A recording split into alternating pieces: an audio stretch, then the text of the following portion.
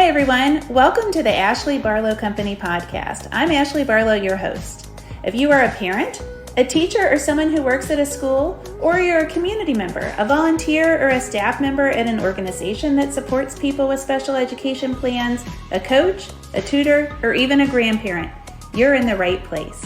Sit back with an ice cold glass of lemonade, put on your walking shoes and grab some headphones, roll down the windows and cruise. Ready, set, go. Educate, advocate, collaborate. Hi friends, today is going to be great. I have Pete Wright on the podcast. Oh my gosh, I'm so excited to share Pete with you.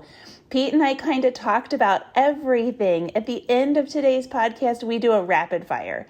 We talk about SLD eligibility, behavior, and inclusion. You are not going to want to miss Pete's straight up quick answers on those three topics. Pete and I also spend a lot of time talking about communication. And before we hop into this episode, I wanted to direct you to a free resource that I have on my website. It's at www.ashleybarlowco.com/resources. I have a freebie called 10 Super Simple Tips for Effective Communication at the IEP table.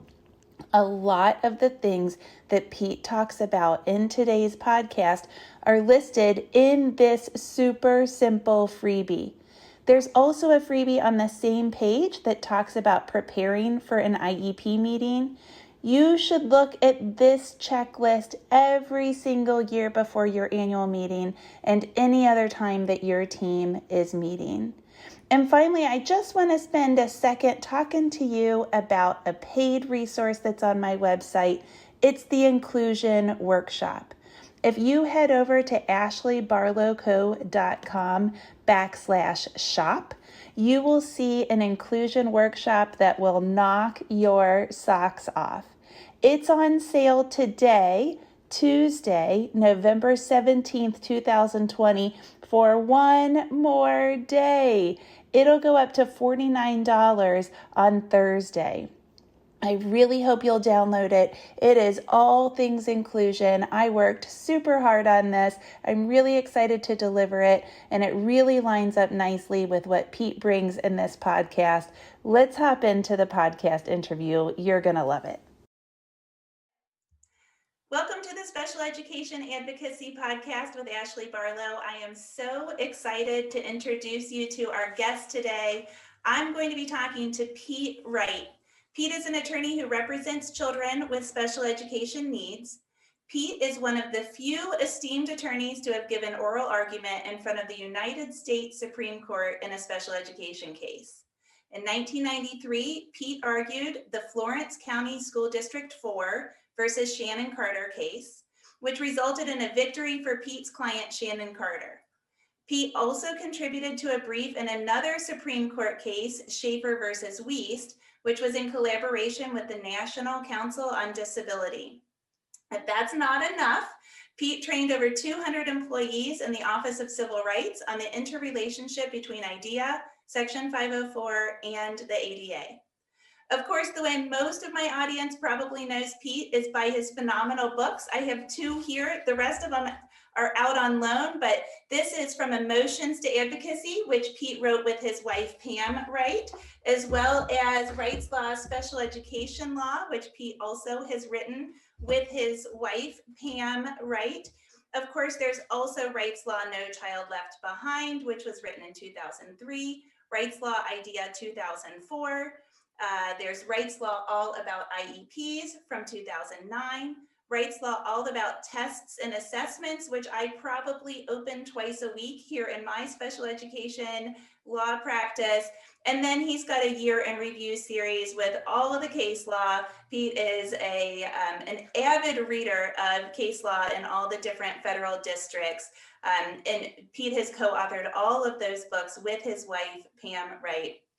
I refer clients to Pete's website, wrightslaw.com, on a near daily basis for organized, detailed information on all things special education.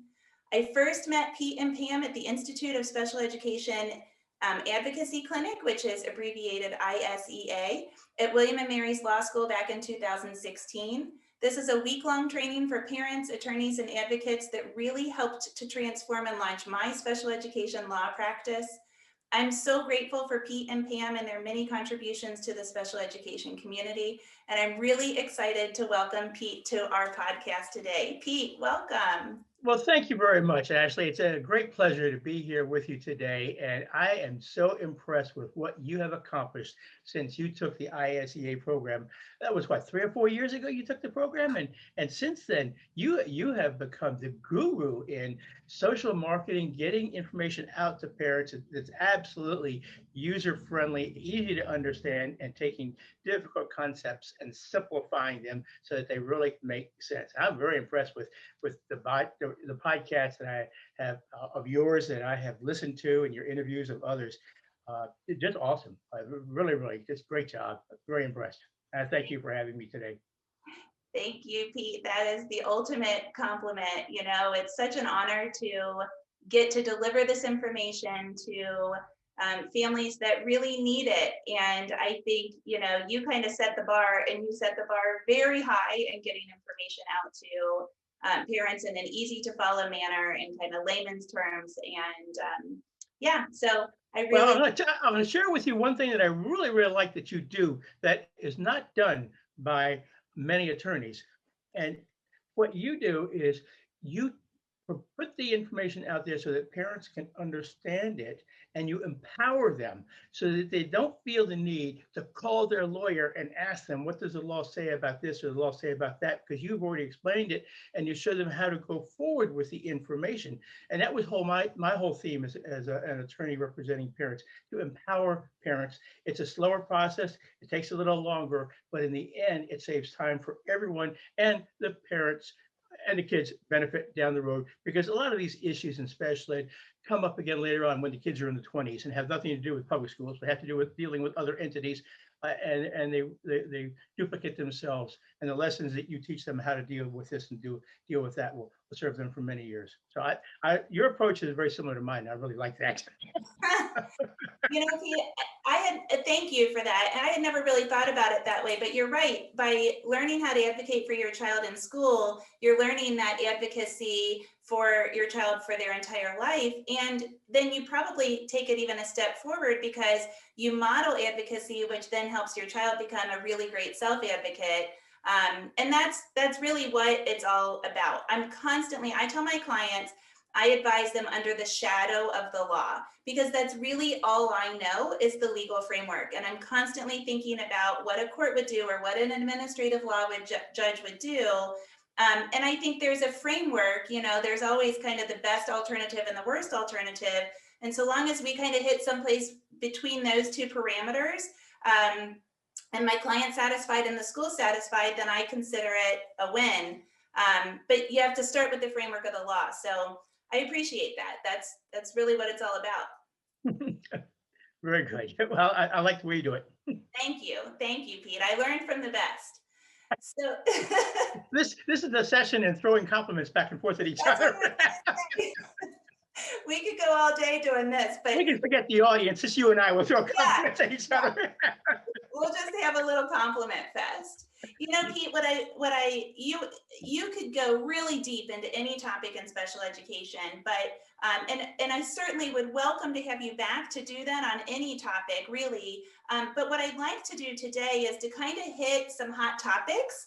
And so, you know, as we prepared for today's podcast, I gave you lots of different topics from lots of different places. And the reason I did that was because I feel like my audience could really benefit from some of those kind of Pete Wright one-liners. You know, you've got these great little paragraphs or page-long dissertations that you can give on some hot topics. And I find myself, having been to ISEA and then the alumni track in ISEA and having dinner with you a couple of times at COPA and stuff. You took the training at Columbus too. You took that one-day training program, the 6-hour program. Training in Columbus, which I would highly recommend to any attorney, advocate, parent that's out there, school staff, anybody.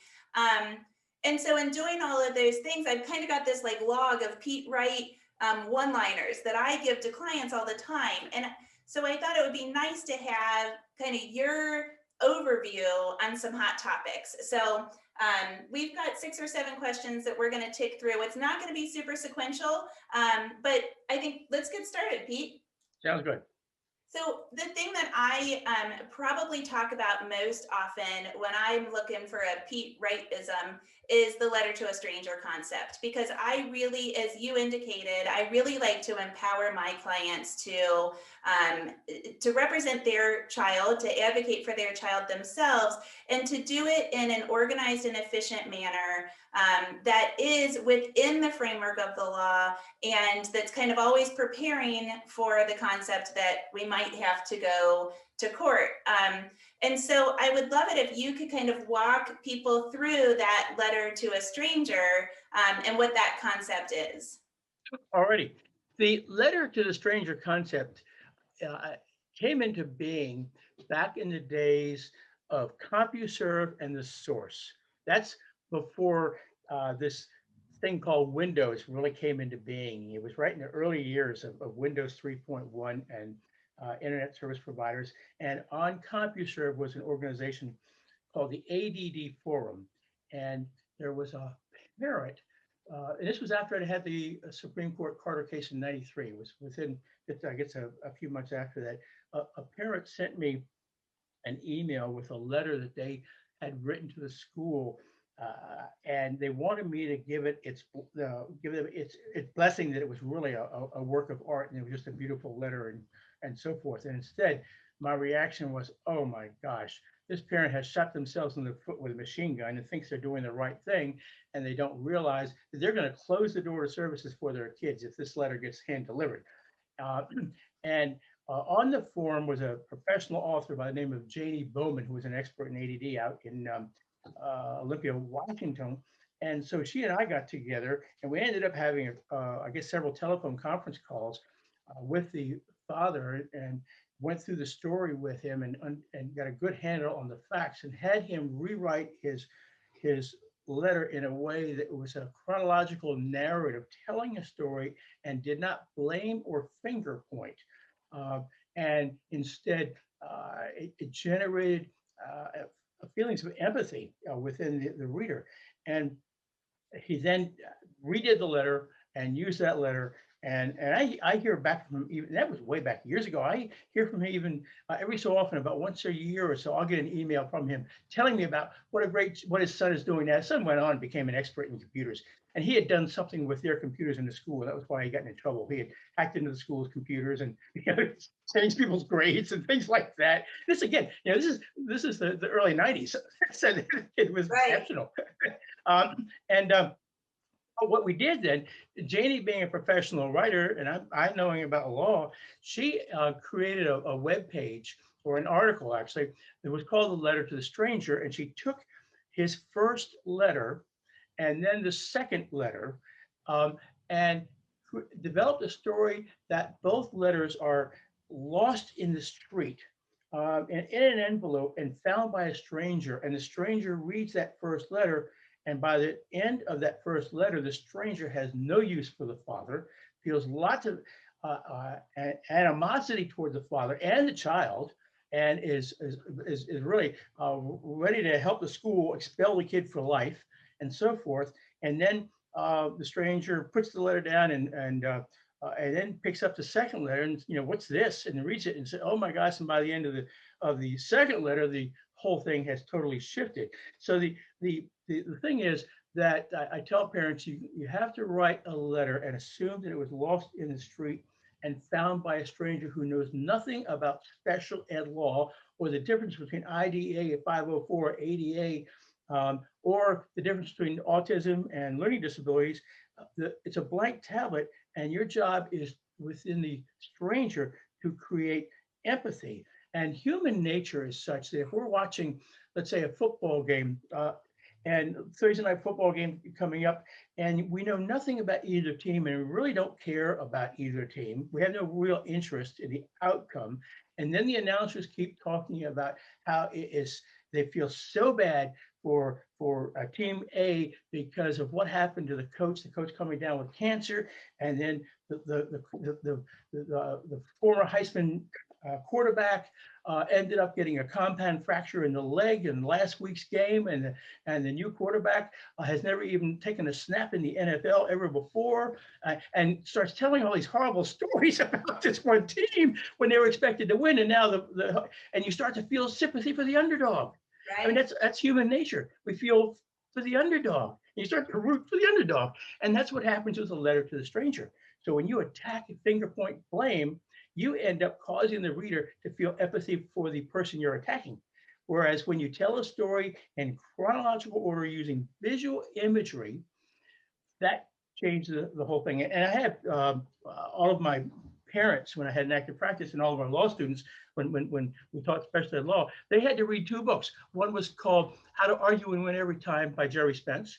And they also had to read Getting to Yes, all about negotiation strategy. And those books are referenced in our promotions advocacy book. And it's all about marketing and sales, telling a story so that the person with power to change the outcome wants to go in your direction, wants to give you what you want. So that's the letter to the stranger. If the original letter to the stranger is on our website, if anyone that's listening goes to the Wrightslaw.com website and simply in the Google search engine in the upper right-hand corner, types in the word stranger. That's all I have to do. Just type in the word stranger, and you'll find the original letter to the stranger that was done by Pete Wright and Janie Bowman. And then you'll find a bunch of other letters to the stranger, ones that were in actual cases that changed the outcome of the case. There's one case I had in the Sixth Circuit up in your neighborhood, Yeah. the Joseph James case versus Upper Arlington, and had to do with reading recovery and how it damaged the kid who had dyslexia.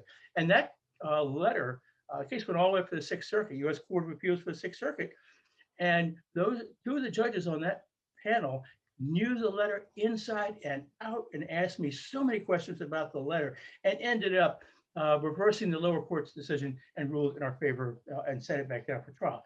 It's a powerful technique. So to get a sense of it, just type in the word stranger on our website, and you'll see the important thing is you don't blame or finger point, but you tell a story using visual imagery, and don't have your own conclusions. Don't have in there that my child has a bad attitude towards school because instead, when my child came home from school yesterday, he slammed the door so loud you could almost feel the house shake, and then he threw his books down on the floor, said he hates school, and he ran up to his room and slammed his room.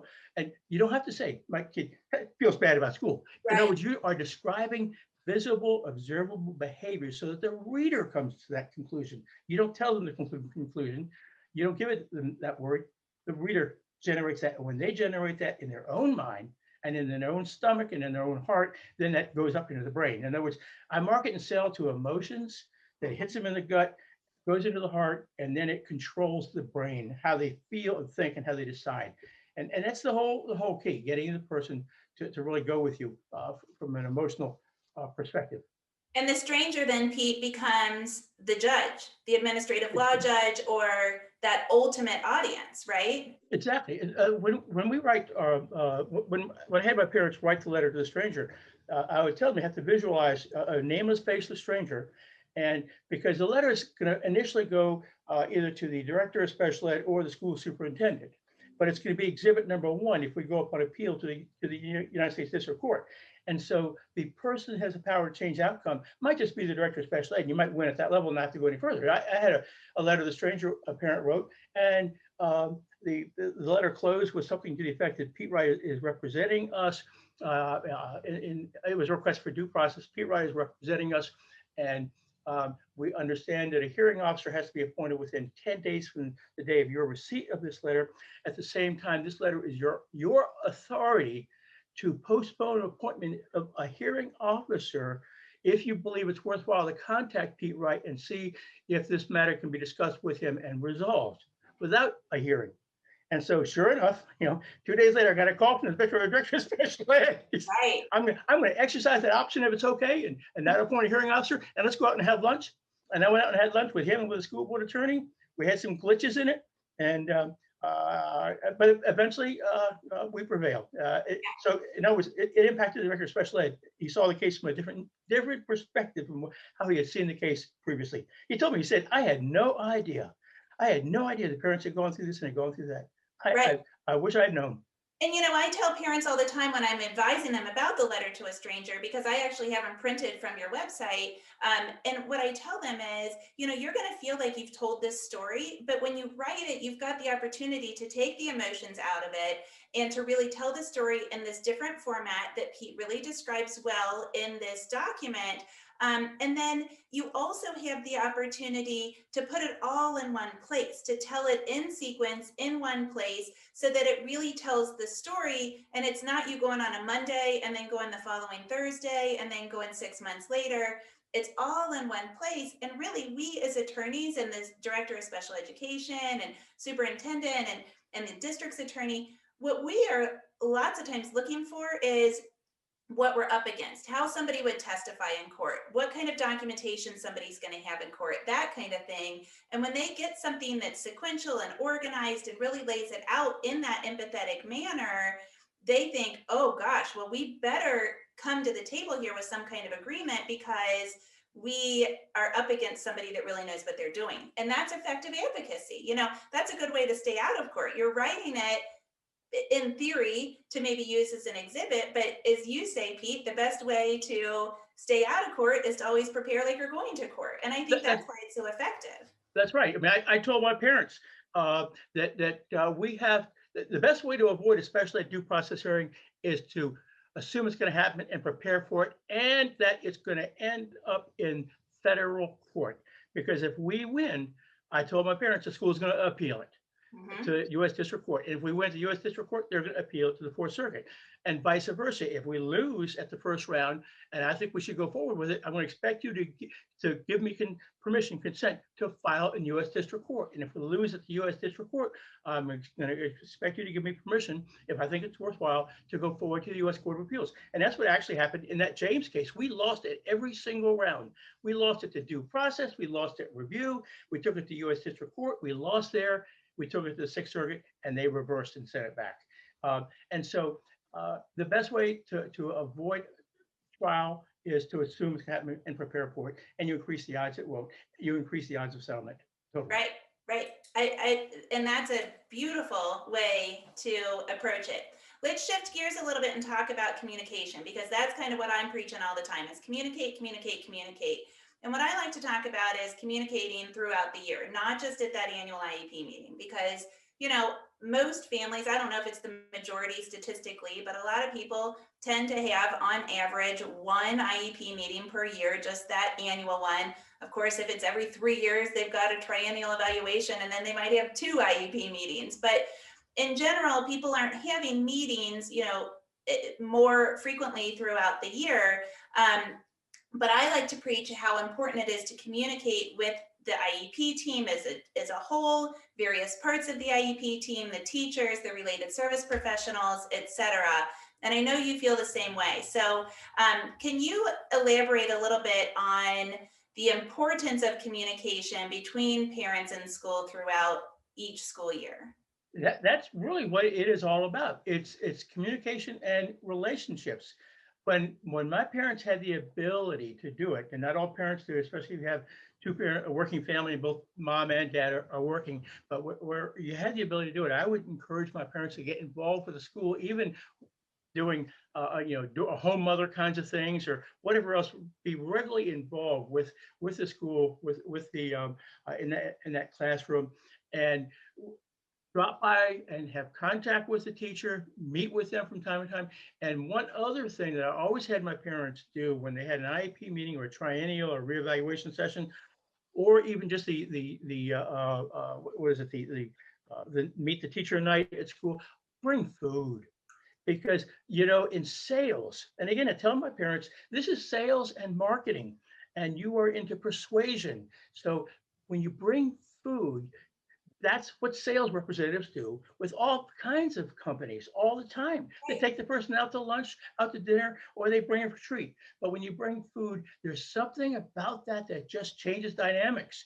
And it's hard to be angry at someone who is doing this. The other thing that, with regard to the communication, is that, as I said, I made my parents, they had to read these 2 books, one by Jerry Spence and also Getting TS. And the book by In Getting to Yes, it talks about how important it is for you to understand how they see the problem, what's their perception of the issue, and then what are their emotional beliefs, or maybe like just their intellectual beliefs. What are their beliefs about the issue, and what is it that they are afraid of if they give you what you want, and uh, what is it that what are their interests? What do they really, really want? So when you understand those four things from the perspective of the other person, you don't agree. You don't agree at all. They're dead wrong.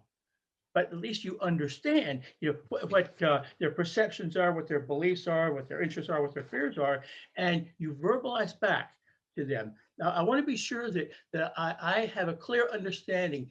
This is what you are afraid of. This is how you feel about it. And if you nail it just right, you're right on the money with that. That reduces the polarization. Boom, just like that. Yes. All of a sudden, their mindset is, oh my gosh, she understands. We don't agree. We don't agree one bit, but she understands. Holy Yes. cow. And that changes dynamics totally. And that's a whole part of effective communications, because then they feel like, okay, we don't agree, but we are on the same page. And then you build them that golden bridge. So you Yep. build them their retreat strategy because you identify what their interest is, what interest they're trying to protect. So often, and I think parents, I talk to parents about cost all the time. Fine. If cost is the interest that they're trying to protect, we have to strategize around cost. We have to find them money. We have to articulate our knowledge of how they should be using the money. We have to address the money. It's okay if that's their thing. It's okay if it's not a super ethical or morally correct kind of thing in your opinion. That's your interest that you're holding. That's your value. But another interest that I think they hold a lot, Pete, that I have to talk to parents about a fair amount is teacher qualifications. They'll say, well, I think that they don't have any confidence in their teacher. Okay. So then how can we strategize? What offers could we make to help to either empower that teacher or suggest a different teacher or a different program or, something else so that they can protect that interest? Because if they know they've got a teacher that isn't confident, or if they aren't confident in their teacher, we've got to do something to empower that teacher. And so I think that's a really important, I'm glad that you brought that up in communication, because I'm constantly talking about getting to yes, because those concepts are just, that's the key to it, in my opinion. It really is. I used to, before I had the Carter case, before the Supreme Court case, I had a general practice, and I did domestic relations work, and that's, of course, if I recall, you do that too, and that's one of the most difficult, hardest, and the most emotional areas, in terms of both sides want to kill the other, and they both feel betrayed by the other. And there's a lot of similarities between special ed and domestic relations. But with domestic relations, I eventually became a divorce mediator, and as a divorce mediator, what I found, I had a bunch of training. I had 40 hours of training, and the thing I found that worked, and this is what I was trained in, was you have to have each side verbalize to the other what their position is and why, and then have the other person repeat back what they heard. And the first 3 or 4 times, of course, they're in left field. Each one is going in opposite direction. But eventually, you'll say to the person, well, now, after they've said it about the 3rd or 4th time, now, and the other person repeats it, is that what you're saying? Yes, I can't believe. Finally, it took a lawyer, a mediator, but now he or she understands what I'm saying. But you see that, then all of a sudden, the anger, the feelings of betrayal, the polarization starts to dissipate and go by the wayside. And once you get those 4 things out on the table, and the other person is able to verbalize where the opposition is coming from, and they're on the money, but they don't agree, but they're on the money, then the whole thing gets the emotions out of it. So Pete, what I do in divorce cases, and I don't know if this is going to ring true in the Wright household, but on Monday nights, there's Monday Night Football and there's Dancing with the Stars. And whoever planned that was really dumb because in a lot of households in America, that causes arguments. But I use that example to talk about interest-based negotiation because, like, and the reason I do it is because, everybody kind of fights for the TV room. So like, I want to watch Monday Night Football. Well, I want to watch Dancing with the Stars. Well, I want to watch Monday Night Football. Who's more important, right? But if you ask the question, why do you need, okay, so now it's 2020, we have DVR. Why do you want to watch Dancing with the Stars? Well, because at work, at the water cooler, every Tuesday morning, we sit and we talk about Dancing with the Stars. Do you talk about Monday Night Football at the water cooler at 9 o'clock in the morning on Tuesday? No. Okay, well then you can watch Monday Night Football on Tuesday night on DVR. And I have this interest in this socialization that I get with Dancing with the Stars. And so we talk about like why there's an interest and how we can meet the interests with creative out of the box negotiation. And, it's silly. I've never had that come up in real life. My husband and I were probably arguing one day and I was like, I'm going to start using this. I don't think that would work for you because looking at your photos of you on your website and the podcast, you are already dancing all the time, so you don't need to watch a TV show. And I suspect that what we were talking about beforehand and bicycle trips, that you're more inclined to want to watch Monday Night Football. You're right. I watch the football, and actually I have a laptop on my lap anyway, so I don't really care what I'm watching. Usually by 8 or 9 o'clock at night, I'm diving back into work and ready to pass out. So you're right, Pete. That's kind of attendant to communication is parent advocacy. So that's your bread and butter. You have literally written the book on parent advocacy along with your beautiful bride, Pam. And so I think, kind of the question here, and you alluded to this in the beginning of our discussion, is why is it so important for parents to advocate? And I say that kind of with the caveat, Pete, that parents that have children in special education, even if it's not a medical thing, even if it isn't a developmental thing that takes a lot of time with therapies and that sort of thing, we all have this added stress. And a lot of us do have medical and developmental diagnoses that we're also treating with outpatient therapies and tutoring and worries and stress that come along with that. And so a lot of parents are simply overwhelmed. And yet I value parent advocacy. You've obviously built an empire on parent advocacy. And so I'd like for you to kind of elaborate on the importance of parent advocacy. As you were discussing that, I had flashbacks into my practice, and too often what would happen is a parent would consult with me and initial consultation, and I would be going through, I'd gone through the file ahead of time. I'd always go through the file before I met with the parents. Parent would consult with me, and I would see that the kid was evaluated, we'll say 3 years, 4 years before, and the reading score, the kid was reading, had a standard score, we'll say of 85 in a reading comprehension. In other words, it was down at the bottom 16%, and then was tested 3 years later, and now the standard score was 70. In other words, down at the bottom 2%. And I would be talking with a parent, and I would have seen that already prior to meeting with a parent, and I would go through the reason why they wanted to retain a lawyer, why do they want me involved in it, and probably on a large number of cases, their reason for consulting me with me really had nothing to do with the fact that the kid went from the 16% to the 2%. Had really fallen off the radar. I mean, just it was gotten much, much worse. They didn't see that. They didn't know that. And they were wanting to do battle with the school district on another issue that really wasn't as critical. And so then I would go through the test scores with them, and they would see that, and then I would actually teach them how to do the bell curve, and they would see that the kid had gone from the 16th percentile, right, down to the bottom 2%, and their anger would kick in, and you could just see them getting so angry. I had no idea. Oh, and then they would shift. This would all happen very quickly. They would shift into, I am such a bad parent. I should have known this before. I just can't believe how bad a parent. And they look what they've done. And then it would shift over to anger and want to go on the attack with the school district. But they hadn't really done a very good job 3 years ago when the kid was first found eligible in understanding really what advocacy is all about, understanding the data and what to document. And then all of a sudden, boom, it's all hit. And so what parents have to do is you have to be the advocate for your kid from the beginning and really immerse yourself, because if you do it now, when you first learn there are some issues, it's going to save you so much time later on.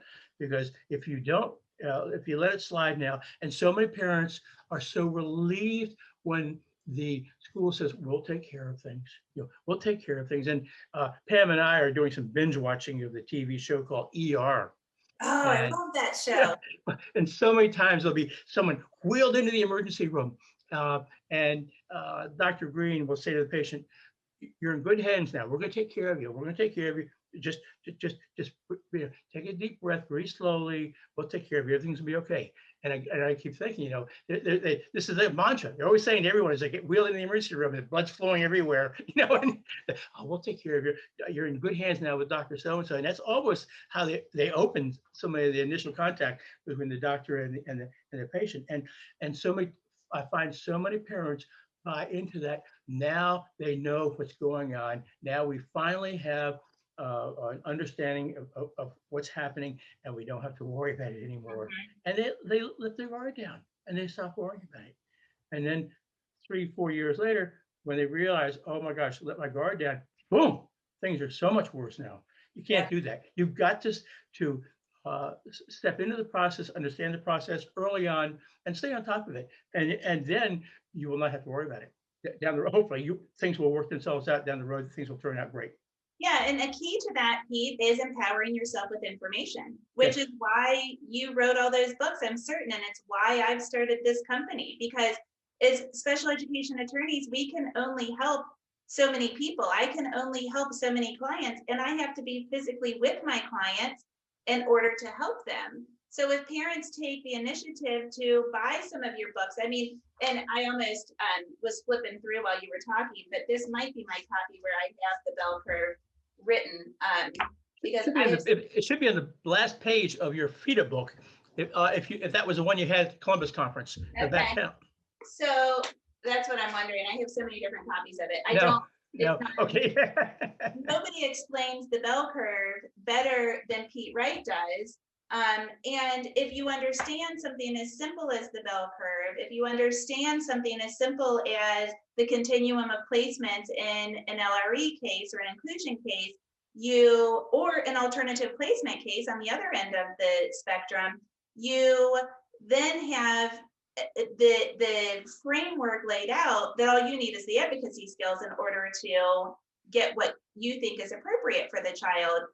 Look, I just opened right to it. Here's one of Pete Wright's books with the bell curve. You think Yes. I opened this book? And then go over 2 pages more, and there's an actual table that has the scores. All of the percentage ranks, I guess. Oh yeah, here we go. Wow. Page 96. See, look at that. Now we're cooking, Pete.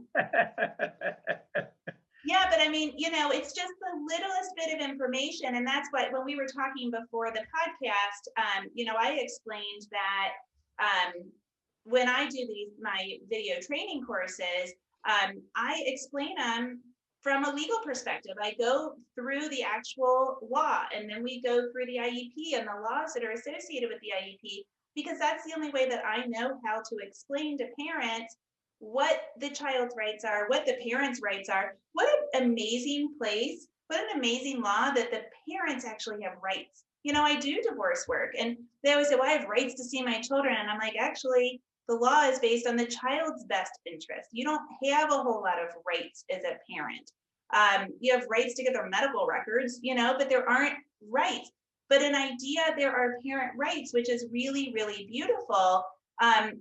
But so many parents don't take advantage of them and don't empower themselves with information in order to do that. And and then they do come to us frustrated and upset. And I understand that.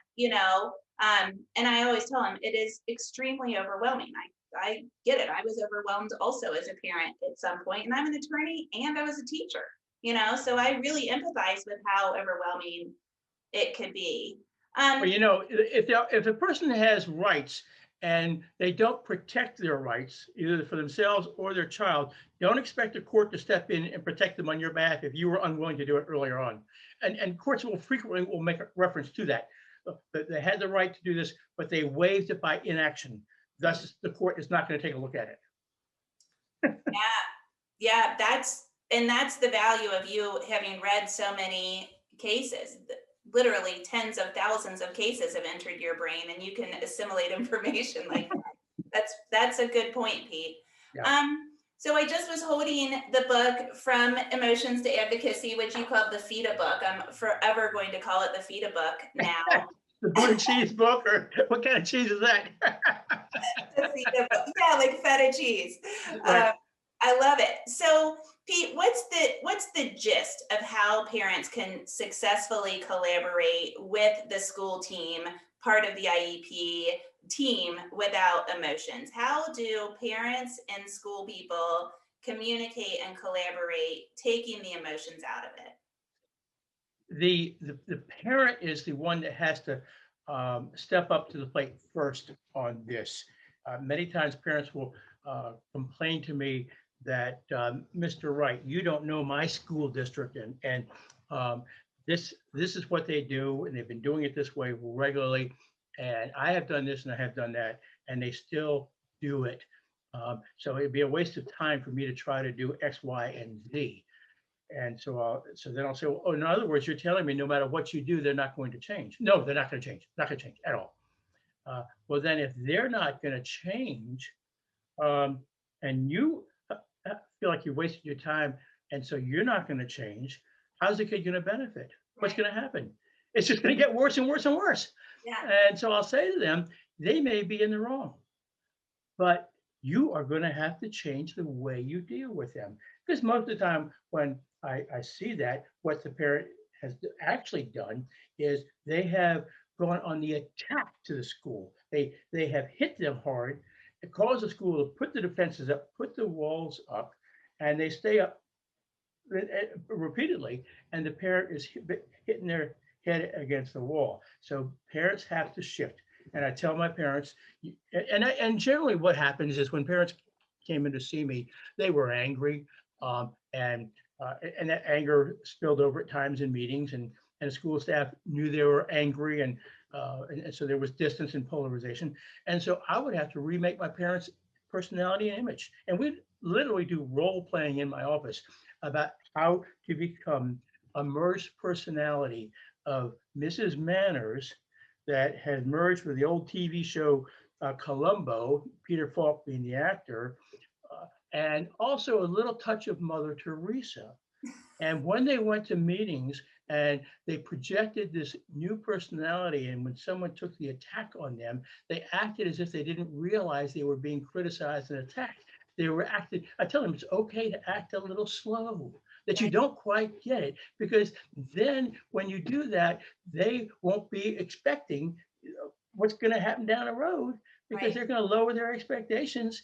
And it's okay to come across as you didn't realize you were being attacked, and you always smile graciously. You have that little, Mother Teresa angelic look on your face. And what's going to also happen is when that person that you are upset about is attacking you, you know something? That's their personality in meetings. This is not unique to you. Many other parents, if you were to talk to them, will tell you the exact same thing about that person. And if you talk to other staff down the road when their defenses are not up, you'll discover that person is the same way. I had a case. I have to tell you about a case I had, a due process hearing, and it was being held at the middle school in the library, and I think the school might have been out that week, might have been spring break or something, and the principal was one of the ones who had really stirred the pot and made things bad. And there was several things the principal was supposed to have done with regard to the kid and the IEP and so on. And I had him on cross-examination, and I said to him, I spelled out X, Y, and Z, and you didn't do that, did you? And the only answer he could give was no. And then I went to the next one, and blah, blah, blah. And you didn't do that either, did you? No. And I went boom, boom, boom, and about 3 or 4 things like that. And then I said, I have no further questions. And hearing officer asked opposing counsel, a follow-up redirect, no questions. The principal, and this again was in his building, in his library. He got up, and this was in the evening, it ran late, it was about 8 o'clock in the evening. He got up and the setting was a conference room table, and he was at one end, hearing officer with the other, and attorneys on the sides. And the door was to his back. He got up, took his chair, slammed it down, went out the door, and gave it a forearm. It was one of these double doors that swing open. Gave it a forearm shiver. So they went bam, bam, bam, bam, and then he went out. And the hearing officer said nothing. Just there was silence. So the court reporter had nothing to put on the transcript. There was just silence for 30 seconds as the hearing officer just looked at the door, and then he turned to opposing counsel and said, "The hour is late. Do I hear a motion to adjourn for the rest of the day?" Opposing counsel, yes, sir. I moved, and I said, second the motion, whatever. The case adjourned, and that was it. And the next morning, next day, I had lunch with opposing counsel, and she said to me, "Pete, I loved what you did to Dr. So-and-so there last night just before the hearing ended." I said, "Wait, what do you mean?" She said, "Well, the way you just nailed him to the wall." Now, she is telling me how she loved what I did to her own witness. Yeah. And I said, and then she said, like, Pete, this is between you and me. We don't share this with your clients. It's just between the two of us. I said, "That's fine. It's between us." She says, "But you know something? He is such a horse's ass. I have to go to the board meetings with him at the school board and also in central office. And he treats everyone like that he believes is beneath him. He is so demeaning to everyone. You know how he was to your parents in the IP meetings? He's that way to other building principals. I just can't believe why the superintendent hadn't fired him yet. Because I was so pleased to see you chew him up and spit him out. That was so good. And that hit me, because I'd known about this guy. That was his style with other parents, but I had no idea that was his style with everyone in central office and the board meetings. And I realized then once I had that little insight that as I looked at in future cases, and I had people that were like that, this is their style. And my parents would understand. This has got nothing to do with you. This is who they are. It's not you. Right. And when parents understood that, then their anger toward that person would go by the wayside, because that's the way he or she was with everybody. Pete, I have had similar experiences where special education directors have kind of walked me to the elevator and said, "Thank you so much. You really helped me to provide guidance to the teacher, or you really helped to shed empathy on this situation that I think I've been trying to get my teacher to hear, and you framed it in a different way." And I think that's true. And really, sometimes with some parents, you have to lead by example in order for them to really understand how to do that. But the more we tell those stories, the more parents will understand that it, in many cases, is not personal. Not at all. So I'm looking, I went to have somebody, are you familiar with the Enneagram? It's like Myers-Briggs. It's a personality testing kind of profile thing. There's 9 different numbers, and your numbers, every person in the Enneagram methodology has a number, and then the number describes personality traits of yours. And I think it would be really interesting to have somebody come on the podcast and talk about Enneagram numbers and then communication at the IEP table. So, this person's a 4. If you're a 3, then you talk to this person this particular way. And, this is the way that they're going to receive your personality. Because I do, I'm really smiley and bubbly. And sometimes I have to come down and be more like, I'll wear a darker pantsuit, to come down and be more, logical and less kind of emotional and happy in a meeting, because of the way that somebody's going to receive my delivery.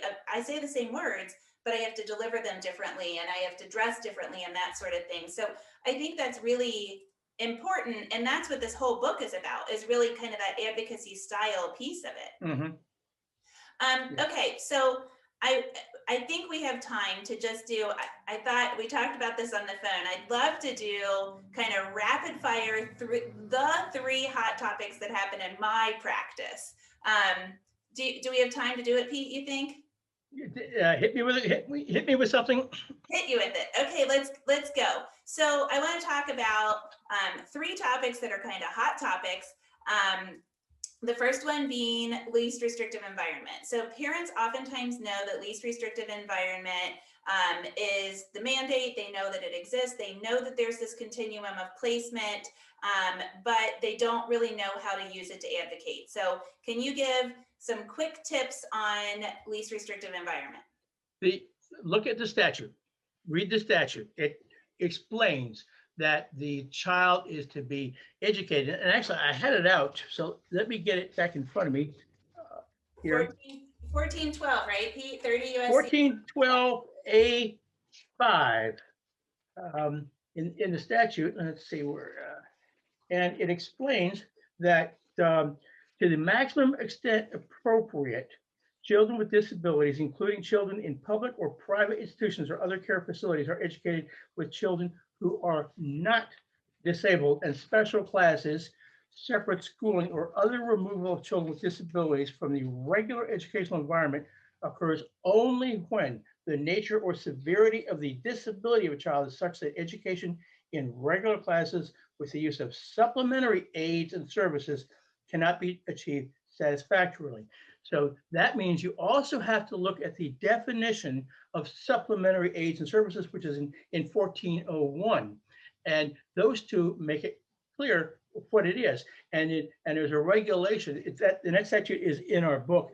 And it's on page 7273 in the book, and in a footnote that we have. So we have a lot of footnotes in there. And in a footnote, we reference the federal regulation that the child is to be educated as close to the home school as possible, as close to home as possible. And so many people don't realize the impact of the supplementary aids and services and what has to be used. And there are a lot of cases out there on LRE, least restrictive environment. And so I would tell the parent, you don't want to go into the school and preach law. You don't want to go into the school and preach the statute.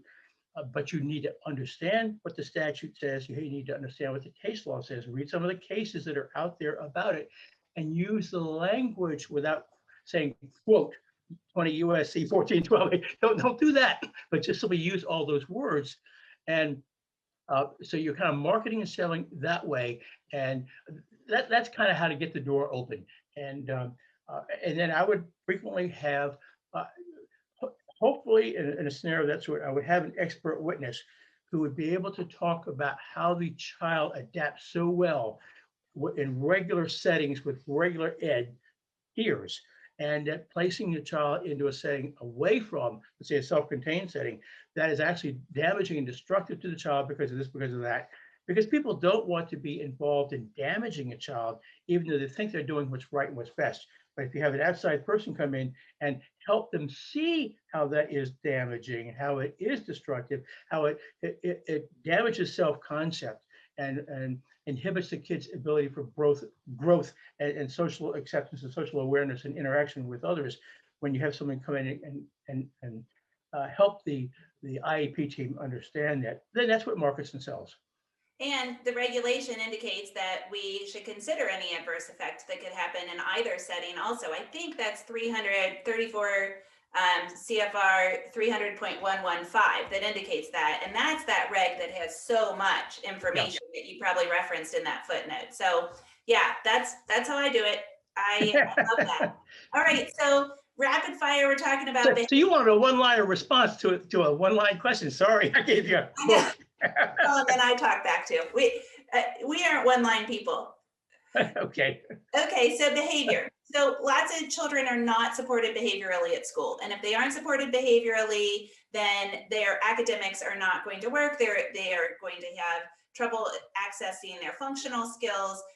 So if a child is not supported behaviorally at school, what are some quick steps that parents can take? They would want to ask the school to convene a new IEP meeting. Prior to that, the parent needs to develop expertise in the IEP statute, and specifically the part that talks about special factors, and that's in the development of the IEP. It's in 1414 D3. And those two words, special factors, are key words in case law.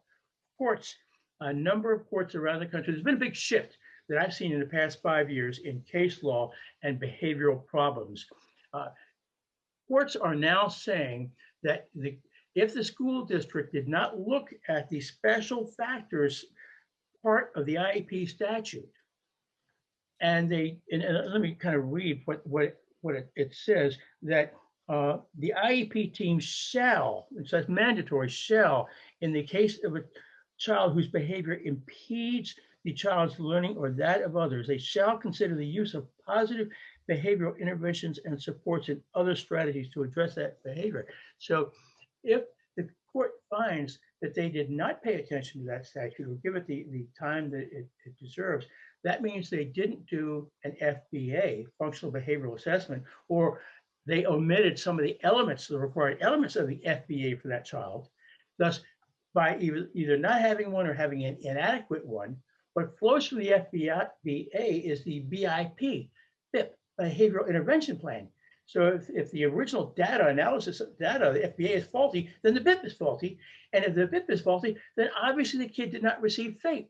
And if the kid did not receive FAPE, then the school district has to provide compensatory educational services from way back when they did the first or failed to do the FBA. And the compensatory services is not an hour for an hour, but instead it's to make up for what the kid would have done. So it may well require, let's say, let me shift over compared to speech language. It's easier to understand. The kid was supposed to get an hour 3 times a week and didn't get it. Well, for a year. So does that mean the kid gets another hour 3 times a week for another year? Well, the kid fell further and further behind. So it may be 2 hours a week for 2 years. Who knows? So you have to do a whole new evaluation to determine how much. And it's not, and the school can't not determine the amount of compensatory aid. That has to be left up to the judge or the hearing officer. They've taken that power away from the school. Only you could have done an entire behavior seminar in that amount of time. That was impressive. I used to work in juvenile courts and juvenile training schools. I was a house parent and then later a counselor in juvenile training schools. I worked with kids that had behavior problems, even who had special needs and learning issues too. I lived with one. And that's like a whole year's worth of experience for people. That was impressive, Pete. Okay, so I know this one's near and dear to your heart. This is going to be our last thing of the day, and that is, I know, parents of children that have specific learning disabilities like dyslexia, dysgraphia, CAPD, SLDs. So they oftentimes struggle with eligibility. Before we even get into the IEP process, they have a really hard time getting their child services to actually get that IEP. So what insight can you provide to help them get started on an eligibility discussion with their school? Well, with the child with dyslexia, for example, if you look at the statute 1401, that's where all the definitions are. That's where the definition of supplementary services I talked about a few minutes ago. And the definition of a child with a disability is in there. And there's also a definition of a child with a specific learning disability. And in that definition, it has in there that it includes things such as dyslexia. So the word dyslexia has been in the statute since 1975 when the law was first passed. And what's happened is that way back since the beginning, and it still continues to this day, that there are some school districts that take the position that we don't recognize dyslexia as a disability. It's a medical condition, or come up with some other thing, but it's been in the statute since 1975. But I tell parents, don't get caught up in that battle because you're going to end up fighting a battle over issues of labels and not issues of educational needs. And you have to focus on what does your child need. Well, with dyslexia, the child will typically need structured literacy programs such as in Gillingham or Lyndon Bell or Susan Barton, and you talked about that in depth in one of your podcasts. I thought that was exceptional what you did there and how you explained that. And shift the focus over and say, well, regardless of what we call it, we know my child has severe problems with reading. And it might be manifested in the typical reversals of this, or you wasn't solved, letters P, B, D, and Q, those kinds of things, or left, right, or it might be more a dysgraphia kind of dyslexia where it's written language issues and the kid's language is all over the place, or even dyscalculia with arithmetic issues.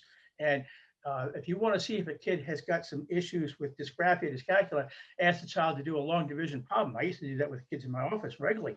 I said, well, you know, let's see how you are.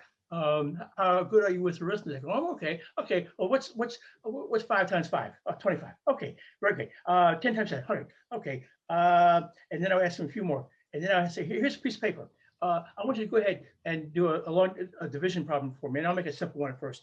And then I'll say, okay, now I want you to divide 1, 2, 3 into 4, 5, 6, 7. And that's where you see it. Because when they do that, then everything slants this way. Numbers, the 9s and the 6s get shifted or rotated. And that's where you'll see a merger of dysgraphia, dyscalculia. And some people would say that's all part of the syndrome of dyslexia. And others would say, no, they're separate, independent. I don't care whether it's a merger of one. What's the educational needs of the kid? That's the issue for me. And so then we have to focus on getting really good quality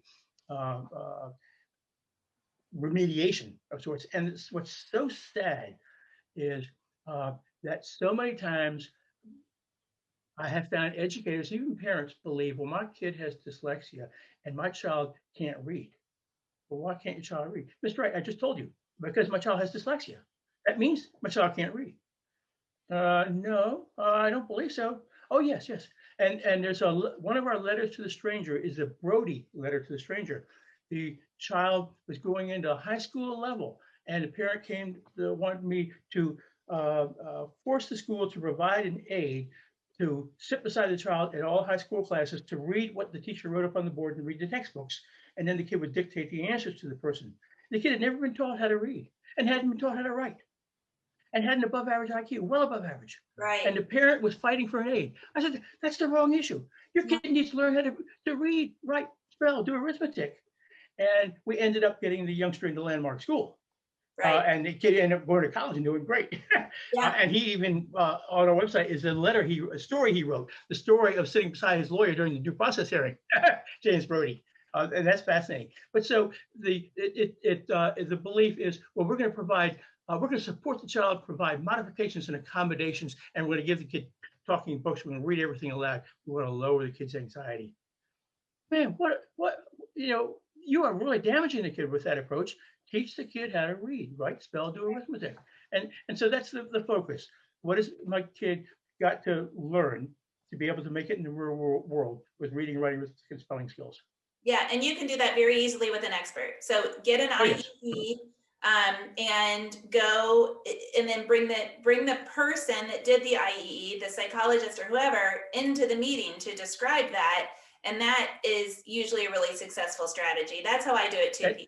Well, and one other thing, so often I have found that a parent may be focused on if the child has cerebral palsy, child has autism, has Down syndrome, and the kid can't read.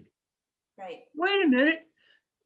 Yes, you can be taught. And I remember a parent in a northern part of Florida who had learned all about Orton Gillingham and had a child with Down syndrome. And she hired an Orton Gillingham tutor for her child. And this was like 15 years ago.